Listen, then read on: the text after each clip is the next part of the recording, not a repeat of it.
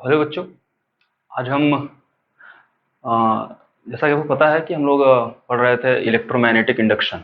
Electromagnetic induction में हमने पहला लेक्चर पढ़ लिया था और उसमें हमने पढ़ा था फैराडे लॉ और लेंज लॉ के बारे में हमने डिस्कस कर लिया था। आगे हम लोग डिस्कस करने वाले हैं कि अगर किसी भी कॉइल के अंदर अगर करंट इंड्यूस हो रहा है या फिर ईएमएफ इंड्यूस्ड हो रहा है तो वो क्यों हो रहा है, किसके कारण हो रहा है, क्या रीजन है। ठीक है, तो वो मेथड है। मेथड हमको पढ़ना है क्या क्या मेथड है जिसके कारण उसमें करंट इंड्यूस्ड हो रहा है, ईएमएफ इंड्यूस्ड हो रहा है। तो आपको पता है कि ईएमएफ अगर इंड्यूस्ड होता है तो कॉइल के अंदर फ्लक्स में चेंज होना चाहिए। अब फ्लक्स में चेंज कैसे कैसे हो सकता है उसकी बात करते हैं। ठीक है, मेथड ऑफ प्रोड्यूसिंग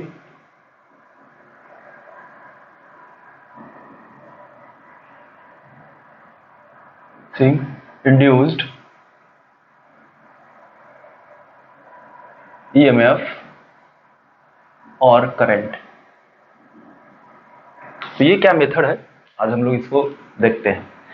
तो देखिए, सबसे पहला मेथड होता है by changing the magnitude by changing the magnitude of magnetic field।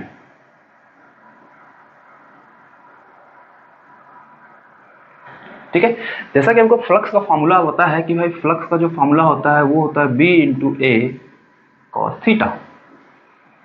ठीक है, ये होता है बी इंटू ए कॉस थीटा। तो देखिए, अगर हमको फ्लक्स में चेंज कराना है तो अगर इसके मैग्नेटिक फील्ड में चेंज करा दें तब हमारा क्या होगा, फ्लक्स में चेंज होगा। और जैसे ही किसी भी कॉइल के अंदर अगर फ्लक्स में चेंज होगा हमारा ईएमएफ इंड्यूस हो जाएगा। तो देखिए हम क्या लिख सकते हैं, तो इंड्यूस्ड ईएमएफ का फॉर्मूला पढ़े, E is equal to minus d5/dt। तो ये ई इंड्यूस्ड लिख देते हैं, ज़्यादा अच्छे से क्लियर रहेगा आपको। तो ई इंड्यूस्ड हो जाएगा minus d/dt of B A cos theta. ठीक है, अच्छा यहाँ पे हम केवल मैग्नेटिक फील्ड को चेंज कर रहे हैं, यहाँ पे एरिया और एंगल हमारा जो है वो कांस्टेंट रहेगा, उसमें कोई चेंज नहीं होगा। तो यहाँ पे देखिए, इसको और क्या लिख सकते हैं तब, ई induced is equal to minus A cos theta को बाहर कर लेते हैं। ठीक है, यहाँ पे किसके कारण होगा भाई, चेंज इन मैग्नेटिक फील्ड। इसको इस तरीके से लिख सकते हैं। तो इतना हमारा ईएमएफ इंड्यूस्ड होगा। ठीक है, अच्छा तो करंट कितना इंड्यूस्ड होगा भाई, तो इंड्यूस्ड करंट देख लेते हैं। इंड्यूस्ड करंट की बात करते हैं।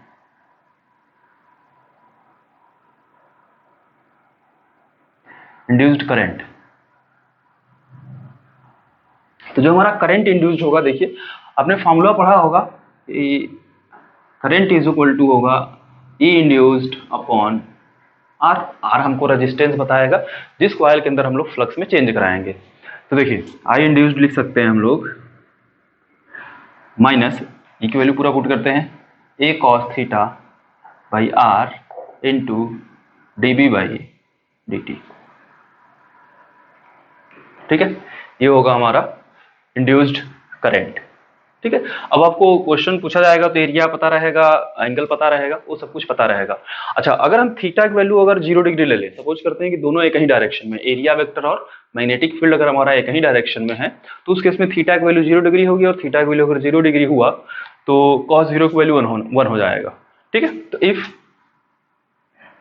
थीटा इज इक्वल टू, अगर 0 डिग्री हम ले लेते हैं, ऐसे सपोज करते हैं, तो ई इंड्यूस देखिए क्या होगा हमारा, इंड्यूस्ड ईएमएफ हो जाएगा minus A D B by D T. ठीक है, और आई इंड्यूस क्या हो जाएगा तो हमारा, आई इंड्यूस देखिए क्या हो जाएगा, minus A by R D B by D T. ठीक है, ये हमारा इंड्यूस्ड ईएमएफ होगा और इंड्यूस्ड करंट होगा। ठीक है,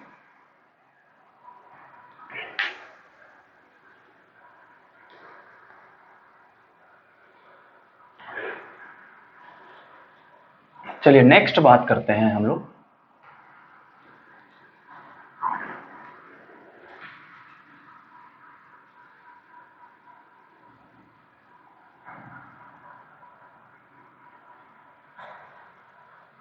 नेक्स्ट बात करेंगे second point, by change in area of the loop. ठीक है। देखिए अगर लूप के एरिया में अगर हम चेंज करते हैं तो फ्लक्स हमने पढ़ा है फॉर्मूला वही कि बी इंटू ए कॉस थीटा। ठीक है। अगर हम एरिया में चेंज करें बाकी मैग्नेटिक फील्ड और एंगल अगर हम कांस्टेंट रखें तब भी फ्लक्स में चेंज होगा। तो कैसे चेंज होगा देखिए, तो एक ऐसे में डायग्राम लेता हूं। मान लेते हैं हमको मैग्नेटिक फील्ड दिया गया है इनवर्ड डायरेक्शन में, आपको ये मैग्नेटिक फील्ड दिया गया है। ठीक। और इसके अंदर एक कॉइल लेते हैं हम लोग इस तरीके से, और इसको v वेलोसिटी से इस डायरेक्शन में मूव कराते हैं, और ये जो इसका लेंथ है ये l ले लेते हैं। ठीक है। मैग्नेटिक फील्ड भी हमको दिया हुआ है। तो देखिए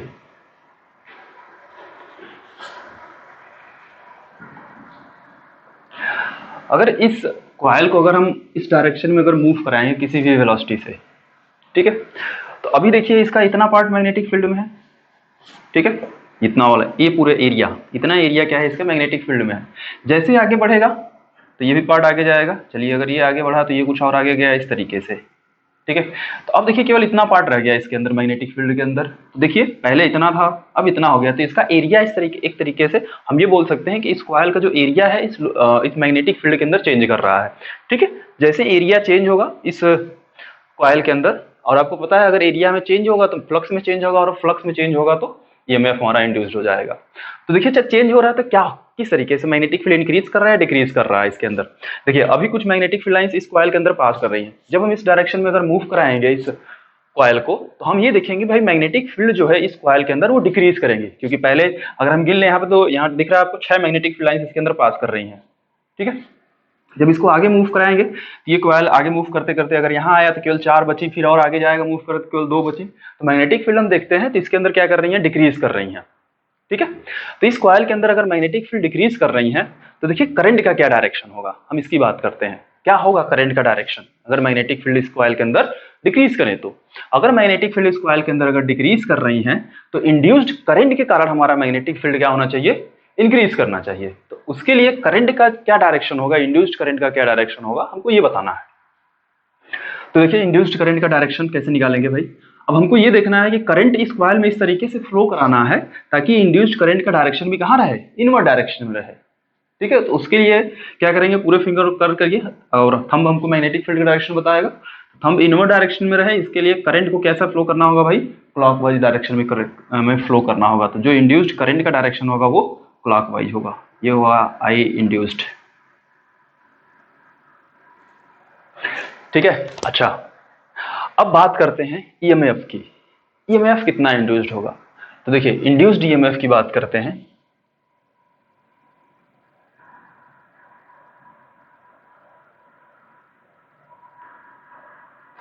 जो इंड्यूस्ड ईएमएफ होता है हमारा, इसको हम लिख सकते हैं integration V cross B dot L, sorry बहुत स्मॉल है तो डीएल लिख लेते हैं हम लोग, या इंटीग्रेशन हटा देते हैं डॉट एल, इस तरीके से लिख सकते हैं। या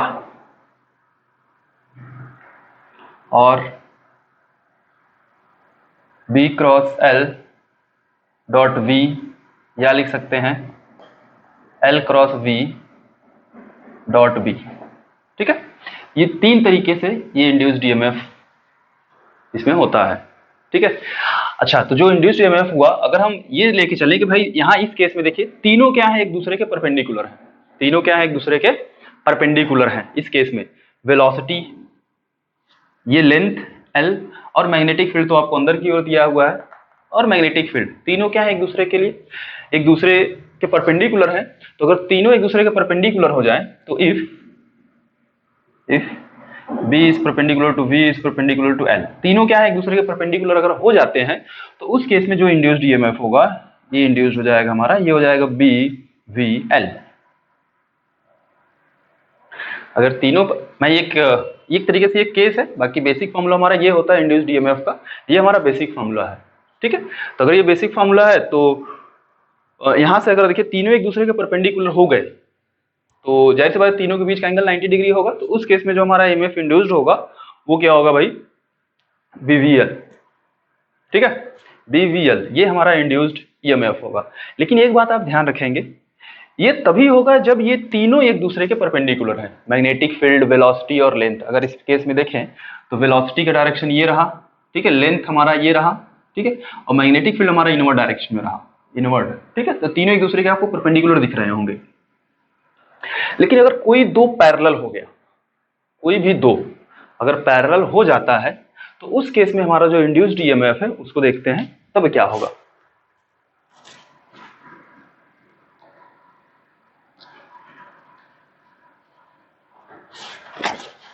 तो if velocity, magnetic field parallel ले लेते हैं वेलोसिटी के,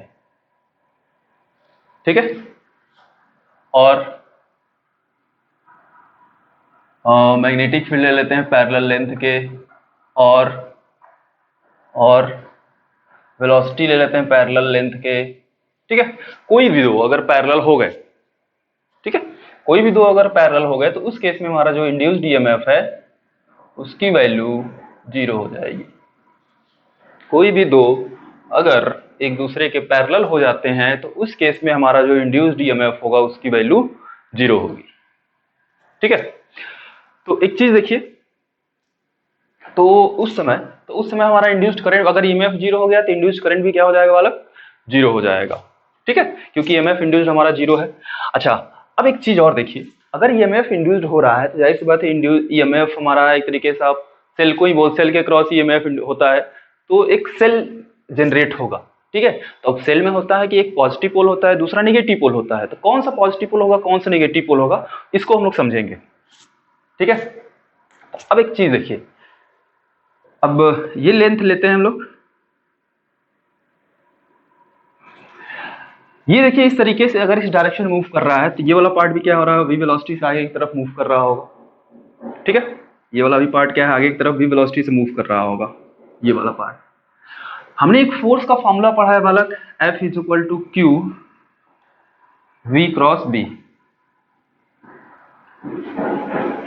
तो देखिए अगर कोई भी वायर है या कॉइल है तो जाहिर सी बात है उसके अंदर इलेक्ट्रॉन भी होंगे और साथ साथ प्रोटॉन भी होंगे, या हम ये बोल सकते हैं कि भाई पॉजिटिव चार्ज भी होंगे और निगेटिव चार्ज भी होंगे। किसी भी कॉइल की अगर हम बात करें तो इसके अंदर पॉजिटिव चार्ज भी होते हैं और निगेटिव चार्ज भी होते हैं। तो उस केस में देखिए हमारा क्या होगा, तो अगर ये कॉइल इस डायरेक्शन में v वेलोसिटी से मूव कर रहा है और मैग्नेटिक फील्ड अंदर की तरफ है, तो अपने राइट हैंड के पूरे फिंगर को वेलोसिटी डायरेक्शन रखिए और मैग्नेटिक फील्ड अंदर की तरफ कर्ल करेंगे, ठीक है। तो इसके अंदर जो पॉजिटिव चार्ज होंगे वो सब के सब कहाँ जाएंगे भाई, ऊपर की तरफ जाएंगे। क्यों? क्योंकि उस पॉजिटिव चार्ज पे फोर्स कहाँ लग रहा है, ऊपर की ओर लग रहा है। इसके अंदर जितने भी पॉजिटिव चार्ज हैं इस वायर के अंदर, ठीक है, इसके लिए फोर्स का डायरेक्शन आप पहले पढ़ चुके होंगे, फोर्स का डायरेक्शन निकालना पहले पढ़ाया गया है आपको। तो अगर ये वेलोसिटी का डायरेक्शन है, मैग्नेटिक फील्ड अंदर की तरफ है, तो पॉजिटिव चार्ज पे फोर्स कहाँ लगेगा, ऊपर की तरफ। मतलब जो पॉजिटिव चार्ज है वो सबके सब कहाँ जाके बालक इकट्ठा होंगे, कहीं ऊपर की ओर, यहाँ इस कॉइल के अंदर, ठीक है। और निगेटिव चार्ज तब कहाँ आएंगे, वो नीचे की तरफ आएंगे। तो देखिए पॉजिटिव चार्ज ऊपर की तरफ जा रहे हैं, निगेटिव चार्ज नीचे की तरफ जा रहे हैं, तो ऊपर के की ओर जो हो वो हमारा हायर पोटेंशियल पे होगा और नीचे वाला हमारा लोअर पोटेंशियल पे होगा। तो अगर हम यहाँ सेल बनाना चाहें तो सेल बना सकते हैं किस तरीके से भाई, ये हमारा पॉजिटिव रहेगा और ये हमारा नेगेटिव रहेगा, E इंड्यूस्ड, और इसकी वैल्यू कितना हमने फाइंड किया है, BVL, ठीक है। तो इस तरीके से आप इंड्यूस्ड ईएमएफ का सिंबल यहां से बनाएंगे, ठीक है, कि कौन सा हमारा पॉजिटिव पोल होगा और कौन सा नेगेटिव पोल होगा, या कौन सा टर्मिनल हमारा पॉजिटिव हायर पोटेंशियल पे होगा और कौन सा टर्मिनल हमारा लोअर पोटेंशियल पे होगा, इस तरीके से, ठीक है।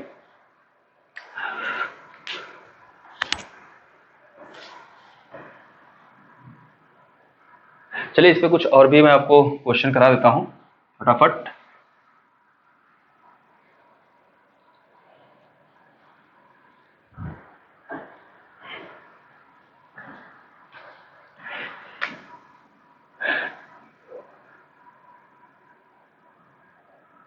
चलिए अब मैग्नेटिक फील्ड दिया गया है आपको इनवर्ड डायरेक्शन में भाई,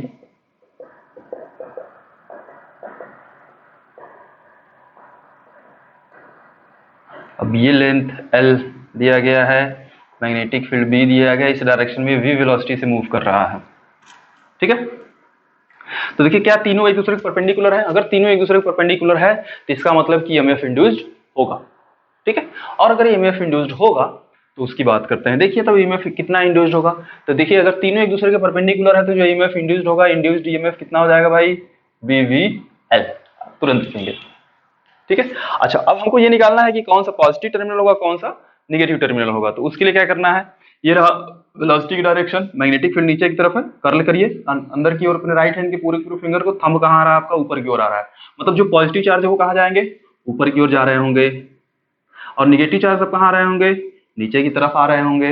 मतलब कि अगर हम बैटरी बनाएं तो ये सेल लगाए तो ये पॉजिटिव टर्मिनल होगा और ये निगेटिव टर्मिनल होगा, और ईएमएफ कितना इंड्यूस्ड होगा, उधर वाला। अगर इसका रेजिस्टेंस R है तो करंट कितना इंड्यूस्ड होगा भाई, I इंड्यूस्ड, देखिए तो E इंड्यूस्ड अपॉन R लिखेंगे तो I इंड्यूस्ड हो जाएगा हमारा BVL अपॉन R, ये हमारा इंड्यूस्ड करंट की वैल्यू होगी। ठीक है।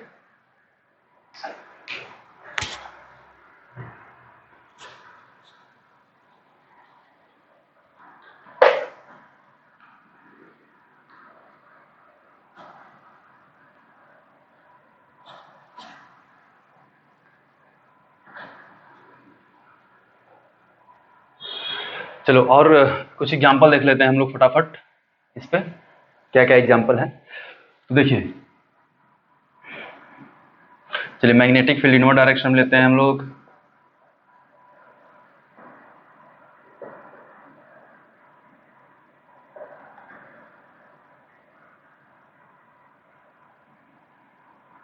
ठीक है, और एक लूप है कुछ इस डायरेक्शन में है, और ये मान लेते हैं कि हॉरिजॉन्टल से थीटा एंगल पे है, और ये किसी डायरेक्शन v वेलोसिटी से इस डायरेक्शन में जा रहा है, और इसका ये लेंथ दिया गया है आपको, L दिया गया है। ठीक है। अब ये रहा मैग्नेटिक फील्ड B। अब यहाँ पे अगर हम देखें तो भाई यहाँ पे तीनों एक दूसरे के परपेंडिकुलर तो है नहीं, चलिए वेलोसिटी और मैग्नेटिक फील्ड तो एक दूसरे के परपेंडिकुलर दिख रहे हैं। ठीक है, और ये लेंथ के भी परपेंडिकुलर है मैग्नेटिक फील्ड हमारा, लेकिन लेंथ हमारा वेलोसिटी के परपेंडिकुलर नहीं है, वो कुछ एंगल थीटा पे है। अगर ये थीटा है जाहिर सी बात ये भी कितना होगा, थीटा होगा।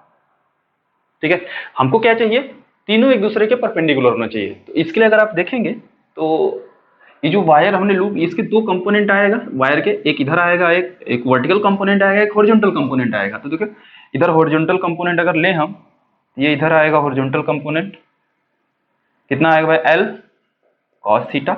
एक वर्टिकल कंपोनेंट आएगा L sin थीटा। ठीक है, अब देखिए इस लेंथ का कौन सा कंपोनेंट में तीनों एक दूसरे के परपेंडिकुलर है। अगर हम देखें तो जो L sin थीटा है, यही क्या है, ये तीनों एक दूसरे के परपेंडिकुलर है। अब देखो L cos थीटा की अगर बात करें तो L cos थीटा क्या है, वेलोसिटी के पैरेलल है, तो इस वाले में ईएमएफ इंड्यूस्ड नहीं हो क्योंकि पैरेलल हो गए हैं। कोई भी दो पैरेलल हो जाएंगे तो ईएमएफ की वैल्यू 0 हो जाएगी। ठीक है, तो केवल इस वाले हॉरिजॉन्टल कंपोनेंट के कारण ही हमारा ईएमएफ इंड्यूस्ड होगा, क्योंकि इस केस में तीनों एक दूसरे के परपेंडिकुलर हैं। ठीक है, तब देखिए तो हमको कौन सा लेंथ कौन सा लेना है भाई, L sin थीटा लेना है। तो ईएमएफ इंड्यूस्ड देखिए कितना होगा, इंड्यूस्ड ईएमएफ हो जाएगा हमारा BVL sin थीटा। ठीक है, बिल्कुल इजी सा। तो ये करंट कितना इंड्यूस्ड होगा भाई, तो I इंड्यूस्ड देखिए हो जाएगा हमारा अपॉन R, ये हो जाएगा हमारा इंड्यूस्ड करंट। अगर इस कॉइल का रेजिस्टेंस अगर कुछ सपोज कर लेते हैं R है तो। ठीक है, मेरे ख्याल से बिल्कुल अच्छे से क्लियर हो रहा होगा आप लोगों को। तो आगे देखते हैं।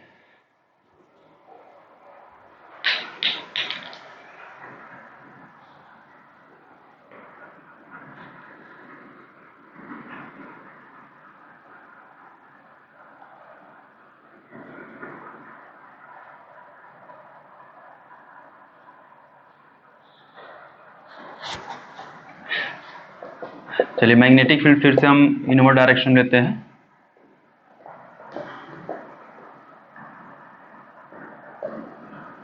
और ये लूप रहा इस तरीके से, और इस डायरेक्शन, इसका लेंथ L रहा, और ये v वेलोसिटी से मूव कर रहा है इस डायरेक्शन में, मैग्नेटिक फील्ड आपको v दिया गया है। ठीक है, तो इस लूप में बताना है कि ईएमएफ कितना इंड्यूस्ड होगा। ईएमएफ इंड्यूस्ड आपको दिख रहा होगा, ई इंड्यूस्ड की वैल्यू अगर देखा जाए तो भाई मैग्नेटिक फील्ड वेलोसिटी के पैरेलल है और लेंथ के पैरेलल है, लेकिन लेंथ जो है वो वेलोसिटी के, सॉरी मैग्नेटिक फील्ड जो हमारा वेलोसिटी और लेंथ के परपेंडिकुलर है, लेकिन अगर यहाँ देखा जाए तो लेंथ हमारा वेलोसिटी के पैरेलल हो गया है। ठीक है, ये लेंथ ये वेलोसिटी, जैसे ही कोई दो मैग्नेटिक फील्ड लेंथ और वेलोसिटी में कोई दो अगर एक दूसरे के पैरेलल होता है तो उस केस में हमारा ईएमएफ इंड्यूस्ड की वैल्यू 0 हो जाता है। तो यहाँ देखें तो लेंथ और वेलोसिटी एक दूसरे के पैरेलल है, तो इस केस में जो हमारा ईएमएफ इंड्यूस्ड होगा उसकी वैल्यू क्या हो जाएगी, 0 हो जाएगी। तो इस लूप में ईएमएफ इंड्यूस्ड नहीं होगा। तो करंट कितना इंड्यूस्ड होगा भाई, तो आई इंड्यूस्ड देखिए ये भी क्या हो जाएगा तब 0 हो जाएगा। तो दोनों की वैल्यू यहाँ पे 0 हो जाती है। ठीक है, नेक्स्ट एग्जांपल और देखते हैं।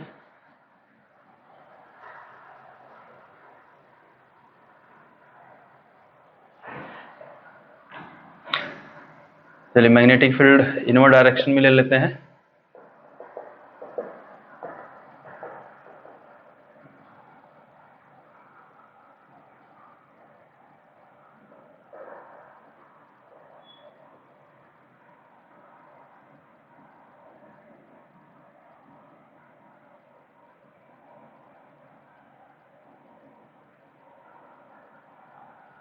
एक लूप है, उस पहले सीधा रहा होगा, इसके बाद मैंने सपोज करिए कंडक्टर को ये पहले सीधा रहा होगा, इसके बाद मैंने मोड़ दिया इसको इस तरीके से। ठीक है, और टोटल लेंथ इसका 12 रहा होगा, तो ये आधे पार्ट में तोड़ दिया हम भाई, ये एल हो गया और ये भी कितना हो गया तब एल हो गया, और इनके बीच का एंगल कुछ हो गया थीटा मान लेते हैं, और ये किसी भी वेलोसिटी से मूव करने लगा इस डायरेक्शन में। मैग्नेटिक फील्ड आपको इनवर्ड डायरेक्शन दिया हुआ है, तब बताना है कि इस कंडक्टर में कितना ईएमएफ इंड्यूस्ड होगा। ठीक है, तो इसमें ईएमएफ इंड्यूस्ड की वैल्यू आपको बतानी है। तो देखिए ईएमएफ इंड्यूस्ड की अगर हम बात करें तो फिर से हमको क्या करना है, अब इसको अलग अलग पार्ट में हम डिस्कस करेंगे, ये अलग पार्ट डिस्कस करेंगे और इसको अलग पार्ट से की तरह डिस्कस किया जाएगा। तो पहले हम इतने वायर की बात करते हैं, ऐसा नाम ले लेते हैं पी क्यू और आर। पहले पी क्यू वायर की बात करते हैं। तो यहाँ देखिए ये लेंथ जो है वेलोसिटी के परपेंडिकुलर नहीं है, हमको परपेंडिकुलर चाहिए होता है। तो मैंने पहले बताया था इसके दो कंपोनेंट तोड़ देते हैं, इसका एक कंपोनेंट आएगा इधर एल कॉस थीटा, एक कंपोनेंट इधर चला जाएगा एल साइन थीटा। ठीक है, तो अगर हम देखें तो एल साइन थीटा वेलोसिटी और मैग्नेटिक फील्ड तीनों एक दूसरे के परपेंडिकुलर है। तो इस केस में पी क्यू वायर में अगर हम देखें तो induced EMF in P Q कितना हो जाएगा बालक, अगर सॉरी ये एंगल थीटा टोटल है तो ये इसके मिड पॉइंट से अगर जा रहा है तो ये थीटा बाई 2 और थीटा बाई 2 हो जाएगा। ठीक है, तो कॉस थीटा बाई 2 और ये भी कितना हो जाएगा तब साइन थीटा बाई 2। तो EMF induced wire P Q देखिए B V L sine theta by 2, इसके कारण 0 हो जाएगा। सिमिलरली इस लेंथ का भाई अगर कंपोनेंट इधर देखें तो इधर आएगा एक एल कॉस थीटा बाई 2, एक इसके परपेंडिकुलर आएगा एल साइन थीटा बाई 2। ठीक है, एल साइन थीटा बाई 2। अब देखिए फिर से अगर हम वायर क्यू आर की बात करें तो EMF induced in wire Q R ये हो जाएगा B V L sine theta by 2। ठीक है, इस वाले भी वायर में ईएमएफ इंड्यूस्ड होगा हमारा।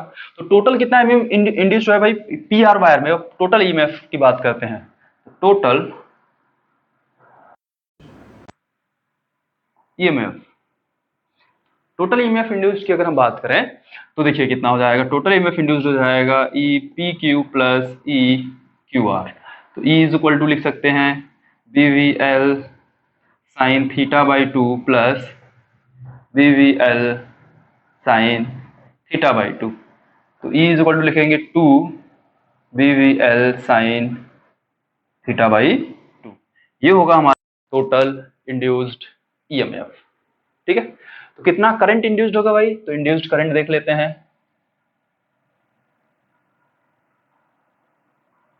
Induced current 2 B V L sine theta by 2 upon अगर रेजिस्टेंस आर है तो आर से डिवाइड कर देंगे, तो ये हो जाएगा हमारा इंड्यूस्ड करंट और ये रहा हमारा इंड्यूस्ड ईएमएफ।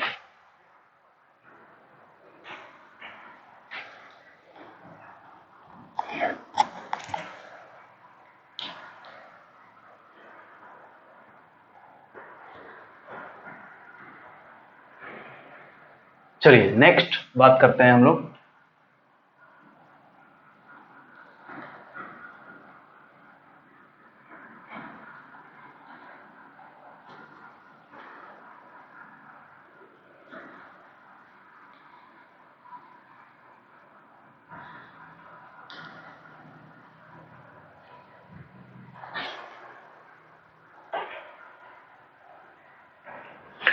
थर्ड बात करते हैं बाई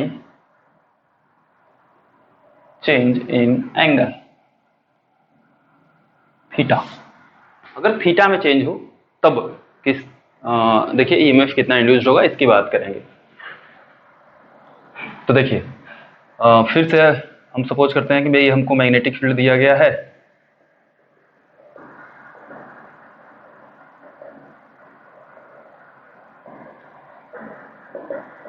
और मैग्नेटिक फील्ड सपोज करते हैं कि हमको बी दिया गया है, और इसके अंदर एक कंडक्टर लेते हैं हम,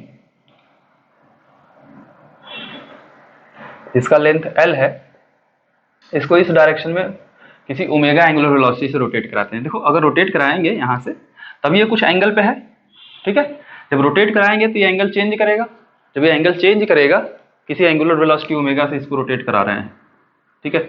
तब देखिए हमारा जो ईएमएफ है वो कितना इंड्यूस्ड होगा, ठीक है। तो इंड्यूस्ड ईएमएफ देखिए क्या होगा भाई हमारा,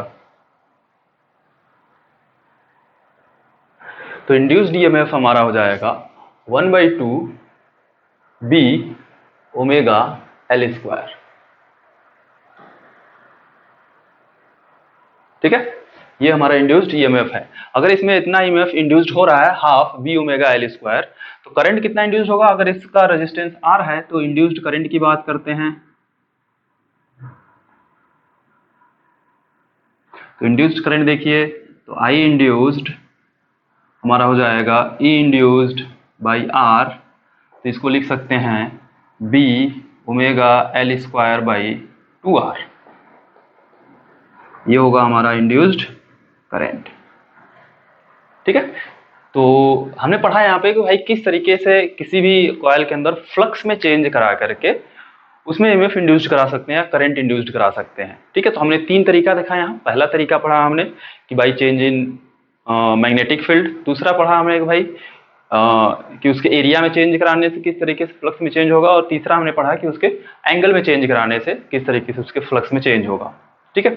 अगर फ्लक्स में चेंज कराते हैं किसी भी कॉइल के अंदर तो उसके अंदर ईएमएफ इंड्यूस होता है या फिर करंट इंड्यूस होता है, ठीक है। तो चलिए आज के लिए बस इतना ही, आप इसको देखिए समझिए अच्छे से, बाकी नेक्स्ट हम लोग अगले लेक्चर में देखेंगे इसको। धन्यवाद।